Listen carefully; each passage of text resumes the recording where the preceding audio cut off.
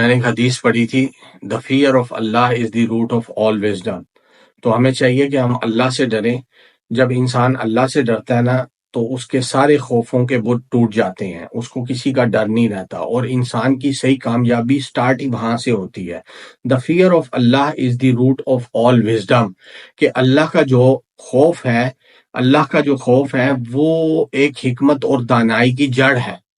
تو ہمیں کیا چاہیے؟ ہم اللہ سے ڈریں، اللہ کے سوا ہمیں کسی سے ڈرنے کی تو ضرورت ہی نہیں ہے۔ کیا ہوگا زیادہ سے زیادہ؟ کیا ہوگا؟ دیکھیں جی، جو موت آنی ہے نا انسان کی، وہ تو آ کے ہی رہنی ہے، چاہے انسان کچھ بھی کر لے۔ اللہ نے ہی لینی ہے نا، اللہ ہی نے لینی ہے آپ کی جان بھی، جس نے ہمیں دی ہے، اور تو کوئی لے نہیں سکتا اس کے حکم کے بغیر۔ تو ہمیں کیا چاہیے؟ ہمیں صرف اور صرف اللہ سے ڈرنا چاہیے۔ The fear of Allah is the root of all wisdom, کہ اللہ کا جو خوف ہے نا، اللہ سے جو انسان ڈرتا ہے نا، اس کو حکمت اور دانائی کا راستہ مل جاتا ہے، اس کو یہ پتا چل جاتا ہے کہ کیسے میں نے کیا کرنا ہے، ٹھیک ہے؟ اس کے پاس حکمت بھی آ جاتی ہے، اس کے پاس دانائی بھی آ جاتی ہے۔